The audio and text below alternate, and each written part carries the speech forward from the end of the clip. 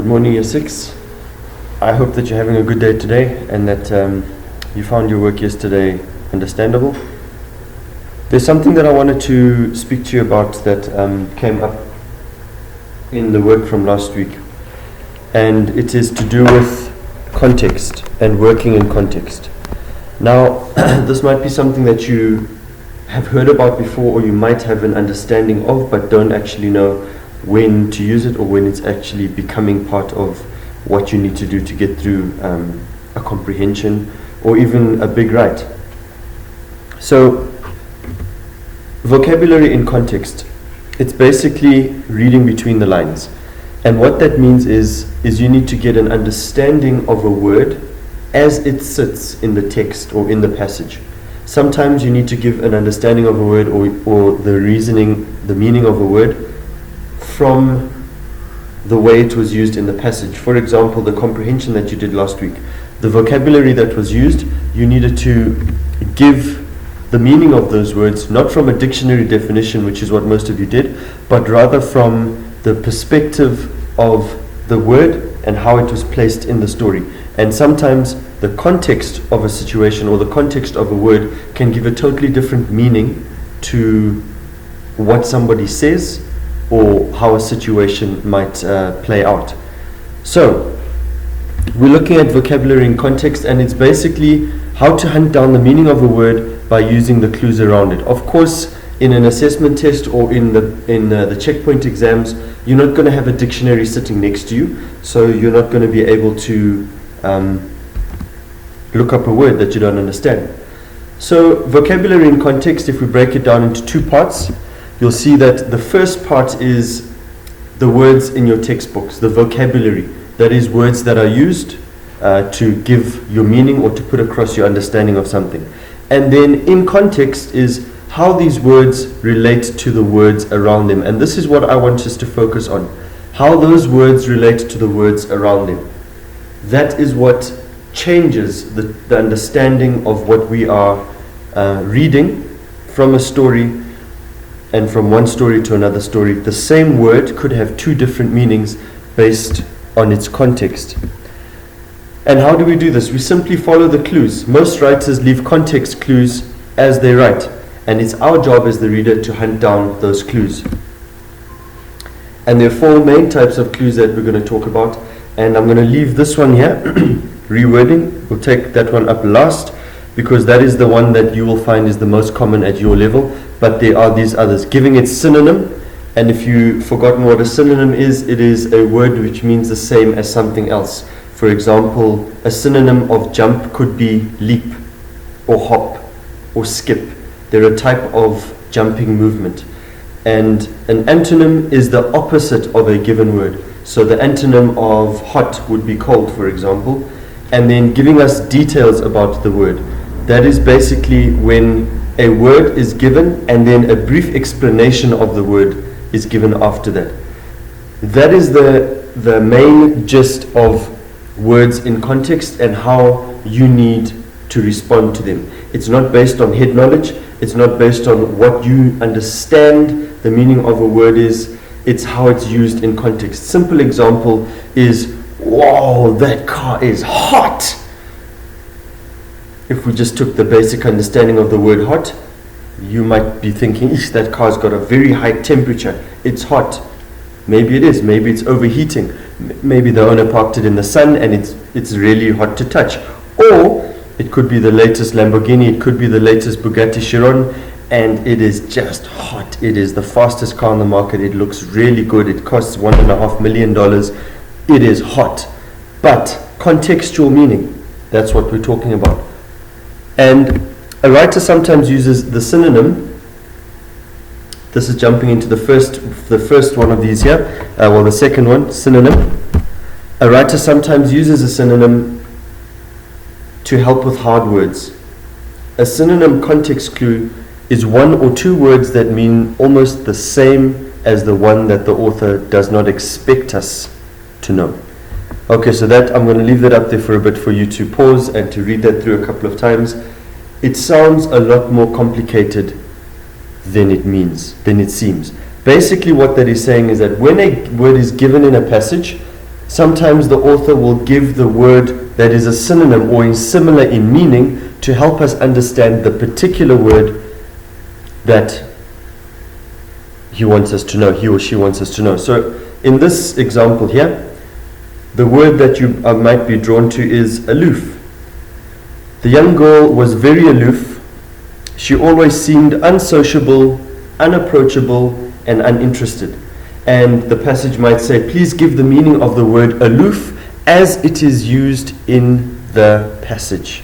The key phrase there, as it is used in the passage. Now, you might know the meaning of the word aloof, dictionary definition. It doesn't mean that you want to you want to open a dictionary and write down the word as it is. In some of the answers that I saw from the comprehension last week, it's very clear that some of you were just writing from a dictionary. And that dictionary definition didn't always fit in with how the word was being used in the passage. And that makes your answer wrong.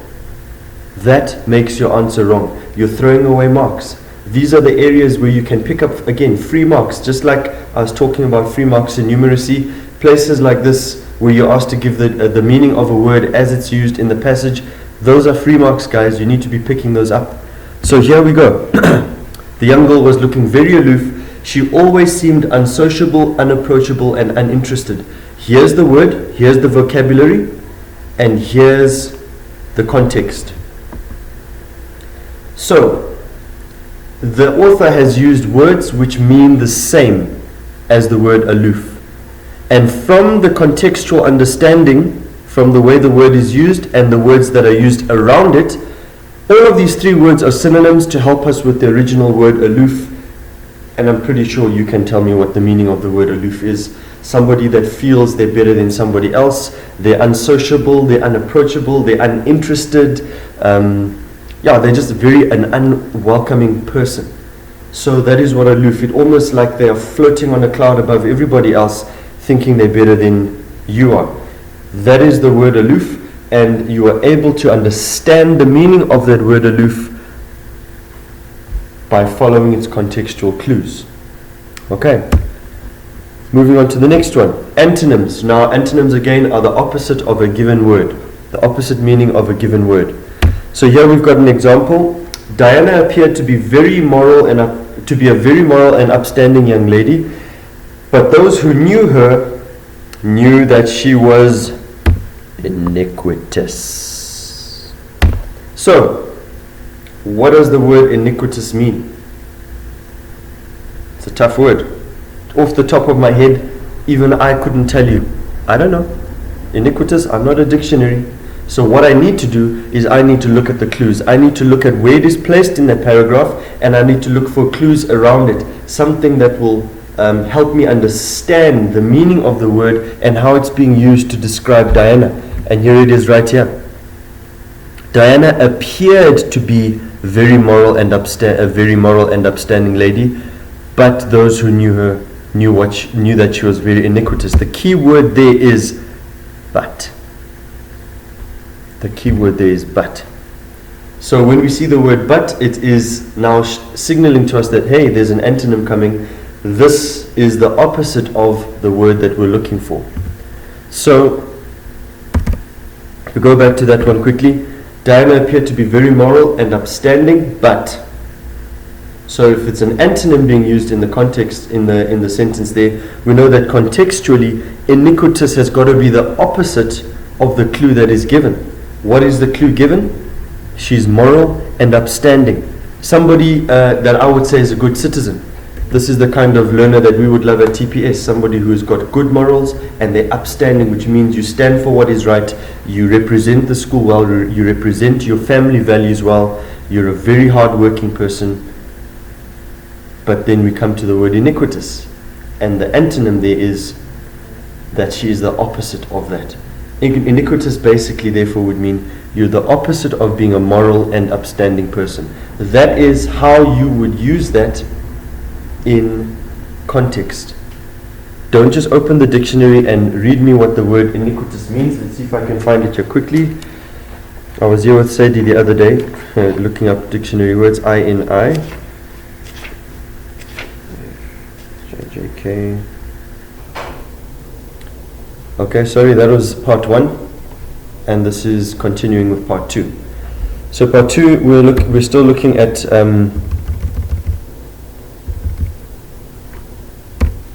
antonyms, continuing from where we stopped the first video. And our example here is David was very outgoing as opposed to his coy older sister. And the word that you've been asked to look up here is the word coy. Now, do you not understand the word coy? Do you know what it means, or do you need to pull out a dictionary? Of course, during an exam or during an assessment test, you're not able to pull out a dictionary, so you need to look for the opposite. There is a clue here, an antonym is given. David was very outgoing as opposed to being opposite, that is exactly what an antonym is, to his coy sister. So if David is being described as being very outgoing and the opposite is coy, we can understand that somebody who is coy is somebody who is not outgoing. They're very reserved, they keep to themselves. And now you are able to give the definition of the word coy in context. The way it is used in the sentence: coy, very reserved, a shy person, somebody who likes to keep to themselves. That might not be the dictionary definition, but it is exactly how the question is worded. Please give the definition of the word coy as it is used in the passage. The third clue is details.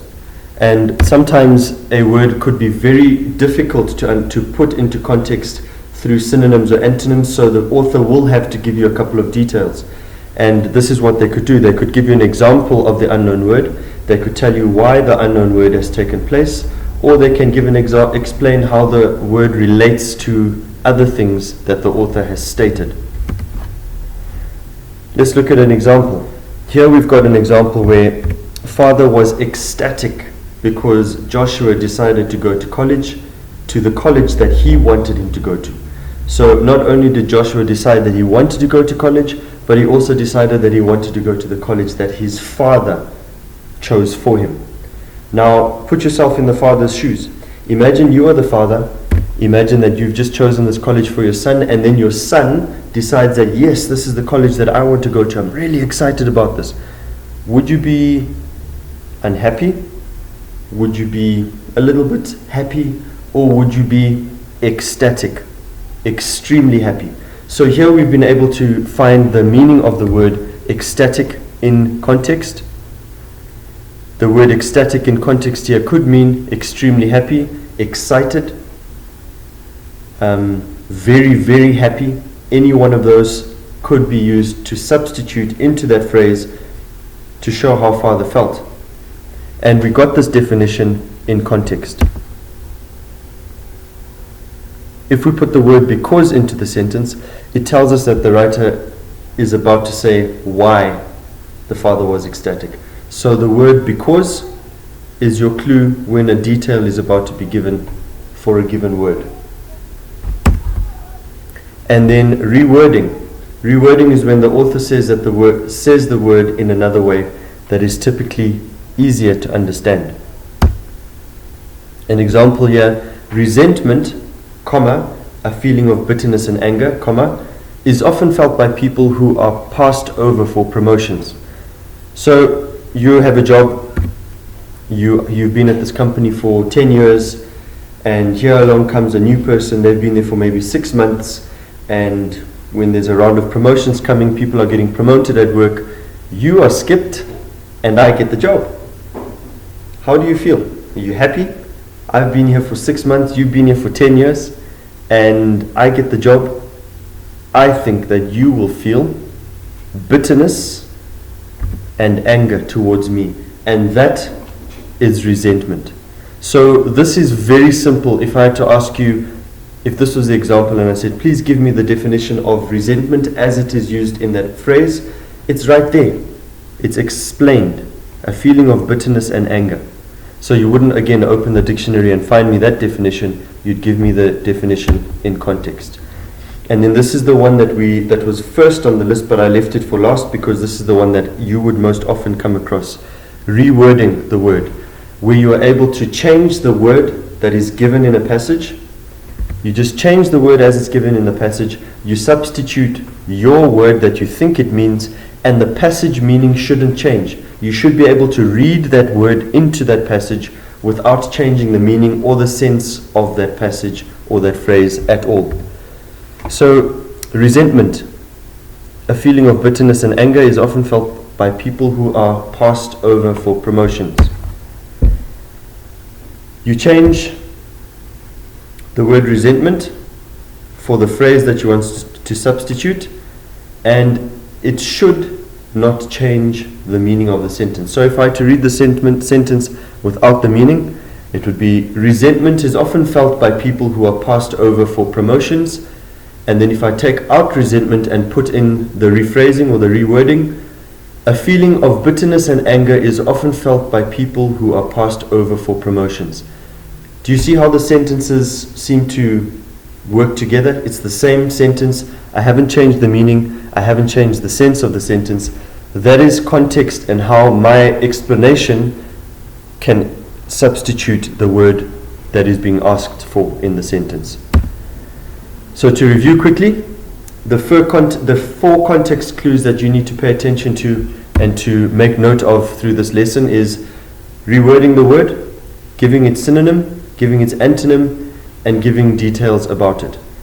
This is a skill that you will learn and use throughout your English student career, all the way through to university. If you take English up to that level, learning how to understand words in context is paramount to understanding the meaning of that the author is trying to give across to you. It's not enough to just know the dictionary definition, because the words could be used in a different way and the context changes. So please make notes of this, make your own notes in your notebooks, and I'll also be posting a worksheet for you to practice after this.